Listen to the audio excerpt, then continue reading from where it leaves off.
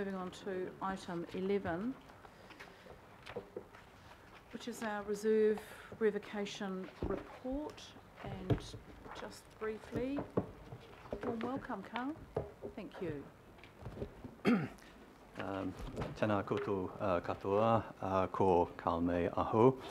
I'm reporting on the iwi and public notification of the proposal to revoke the reserve status of 4 properties previously cleared for disposal by the Finance and Performance Committee. And I am seeking approval to request the Department of Conservation to remove the reserve status of these properties. In summary, all 4 properties were bundled together for notification. Iwi were notified by letter with email follow-ups, and the public were notified by a series of notices in regional newspapers and on the council website. Only one property actually attracted any comment, and that was the reserve adjacent to 155 Bombay Road. Mana Whenua did not object, but we did have a request from Ngati Tamauho that the land be returned to iwi. Panuku responded that the land is vested in Auckland Council and there is no underlying Crown ownership, and therefore the land is not subject to the right of first refusal provisions of the Mana Whenua or Tamaki Makaurau Collective Redress Act. But we did undertake that we would give them advance notice of any marketing if the property's reserve status is uplifted. Members of the public, we received 4 objections. These were hand-delivered to the Pukekohe Service Centre on the 20th of July. They didn't go into detail, but they all requested that the council consider potential uses, potential community uses for the reserve. We wrote to the 4 objectors, setting out the reasons behind the proposal to revoke the reserve status and inviting them to withdraw their objections. And we then sent up follow-up letters suggesting that we could meet with them to discuss their concerns. But nobody withdrew their objections. Okay. So I'm ready to take questions. Lovely. Thank you, Carl. It's reasonably straightforward. Councillor Wayne Walker. Yeah, I've just got one question on further consideration since the Finance Committee meeting, and that's around 66R Halbury Road in Mangere. Mm-hmm. And my question goes to the timing around this item. I note that this particular piece of land abuts a much larger area of land which could come up for sale. There could be some subdivision there, and conceivably offer the opportunity for some local walkway, cycleway access. Is that something that's been considered? Through the chair, I think that would be a question that would need to be put to the strategy and engagement team who put the properties through the clearance process. It's not something that we in the disposals team would really involve ourselves with. So just further to this, Madam Chair, I just wonder if you might consider deferring that particular part of the item. I'll just ask Dean to comment.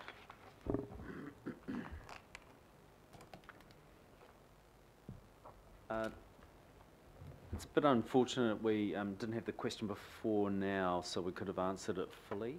So what I'm trying to do is think through how we can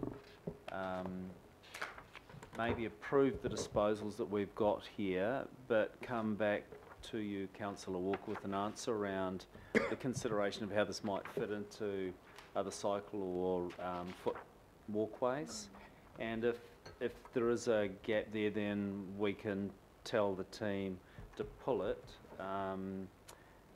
But I'm working on the assumption that all those issues have been thought through prior, and that's a safe assumption based on track record, that these issues have generally been thought through, and that's why they are non-serviced land. rather than pulling it now. So my advice would be, we have notification of intention to revoke the reserve status. It'll go through a process. We will pick up any of those issues on the way through. Yeah, that would be my advice. Approve it and then allow us to go through the process. If there's a gap there, then of course it wouldn't go through to disposal. Okay. Sure. Just further to the question I've raised, how can the matter that I've raised be highlighted within the process? So, for example, if it was deemed that there's an opportunity for a walkway cycleway and that meets with council policy, and that might mean that we want to retain part of this site, then how can we identify that sort of opportunity through this process so my comments don't just disappear into the ether? I guess, councillor, that's part of the reason for it going to the local board first, and I would presume that that would be canvassed with the local board. Councillor Filipaina. I was going to ask the question around, had it gone to the local board knowing that it has? Because the local board, when you look at issues, I mean, we just seem to be interfering with the local board decision. And that's exactly what we don't want to end up doing. And I've heard this around this table, so, you know, if I had known that this question was going to be raised, as the officer said, I would have texted or rung the chair of the Māngere o Tahu local board and asked her what the view is. So, look, I don't support it. I don't support deferring it. I don't support putting it on hold, because everybody knows the track record for the Māngere o Tahu local board and around future streets, around cycling. You know, so, you know, I just feel a wee bit uncomfortable in regards to the potential perception of interference. Can I just add to that? Thank you, Councillor Filipaina. And I was just refreshing my memory about the context of the decision that you're making today. And if you refer to paragraphs 10 through 16, you'll find there, and it's common language, all of these were cleared for sale by the Finance Performance Committee on the 17th of April 2018. So this discussion has been had before by members of this committee in the context of finance performance. So it's been through the process, it's been agreed to for sale. You're now at the point where you need to agree to revoke the reserve status. So I think that's the point that you're at in this process. There's been several goes at it. My recommendation is you continue. Fair enough. Okay, Member Blair. Kia ora. Thank you, Madam Chair. Is there, when these properties are for sale, is there a process where the mana whenua have an opportunity to purchase? We give mana whenua advance notice of any marketing. We don't offer a right of first refusal, but we do give advance notice, so to allow mana whenua groups to consult and decide whether they wish to participate in the process. Sorry, so that's all the mana whenua do get consulted? Yes, when well, they get notified, yes. Notified. And are there any cultural equity kind of arrangements with regards to them if they have a cultural association to that land, or is it just market, the market wins? As far as the speaking through the chair on behalf of the disposals team, generally any cultural equity issues would have been handled during the clearance process. So when we come to market the property, we undertake to give iwi advance notification, but that's as far as it goes. Okay, thank you. Thank you, Madam Chair. All right. Oh, Councillor Cashmore. Yes, sorry, Madam Chair. Just as far for the councillor's knowledge, 155 Bombay Road, there was commentary on social media that this was in fact another site that the council was selling adjacent to the school, which caused a bit of hubris on social media. Once that was corrected, the actual facts put in, the contention died away. facts on social media are strangers, mostly.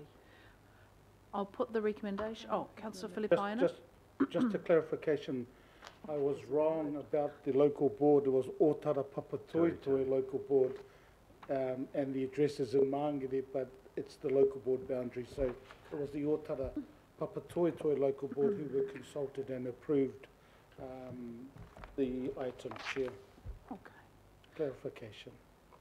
And before I put it, it does need a mover. I'm happy to move the recommendation. Are you happy to second, councillor Filipaina? Thank you. I'll put the recommendation. All those in favour, please say aye. Aye. Against? Carried. Thank you very much.